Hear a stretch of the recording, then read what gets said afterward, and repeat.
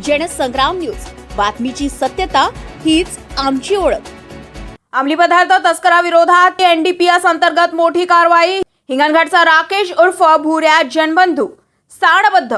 वर्धा जिल्ह्यातील अंमली पदार्थाच्या अवैध व्यापाराविरोधात पोलिसांनी मोठी आणि धडक कारवाई केली आहे। हिंगणघाट येथील सराईत एनडीपीएस आरोपी राकेश उर्फ भुऱ्या सिद्धार्थ जनबंधू यांच्या विरोधात आता थेट एनडीपीएस कायद्याअंतर्गत स्थानबद्धतेचा आदेश जारी करण्यात आला आहे। वारंवार गुन्हे दाखल होऊनही त्याच्या कारवायांमध्ये सुधारणा होत नसल्याने महाराष्ट्र शासनाच्या गृह विभागाने ही कठोर कारवाई केली आहे। विशेष म्हणजे जिल्ह्यात ही पहिलीच कारवाई आहे।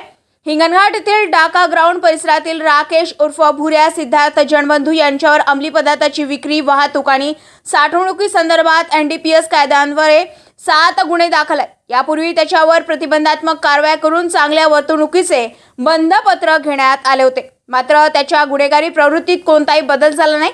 याच पार्श्वभूमीवर वर्धा जिल्हा पोलिसांनी त्याच्या विरोधात एनडीपीएस ऍक्ट 1988 अंतर्गत स्थानबद्धतेचा प्रस्ताव सादर केला होता। या प्रस्तावाची दखल घेत महाराष्ट्र शासनाच्या गृह विभागातील स्थानबद्धता प्राधिकरणाने 5 ऑगस्ट 2026 रोजी राकेश जनबंधू यांच्या स्थानबद्धतेचा आदेश जारी केलाय। सध्या त्या संदर्भातील कायदेशीर प्रक्रिया सुरू असून त्याला मध्यवर्ती कारागृह अमरावती येथे ठेवण्यात येणार आहे।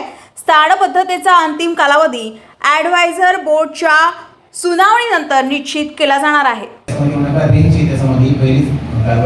कारण एनडीपीएस ही जी स्थानबद्धतेची प्रोसिजर आहे ती अत्यंत कॉम्प्लिकेटेड आहे, किचकट आहे, त्याचा खूप अभ्यास असतो आणि एसडीपी हिंगणघाट सुशील कुमार नाईक यांनी यासाठी भरपूर मेहनत घेतली आहे, त्याच्या टीमने मेहनत घेतलेली आहे आणि आपण हा शेवटी स्थानबद्धतेचा प्रस्ताव आणि त्याचा आदेश मंजूर करून आणलेला आहे। स्थानबद्धतेचा अंतिम कालावधी ॲडवायझर बोर्डाच्या सुनावणीनंतर निश्चित केला जाणार आहे। ही संपूर्ण कारवाई पोलीस अधीक्षक सौरभ कुमार अग्रवाल, अप्पर पोलीस अधीक्षक सदाशिव वाघमारे यांच्या मार्गदर्शनाखाली हिंगणघाट उपविभागीय पोलीस अधिकारी कार्यालयाच्या पथकानं केली आहे।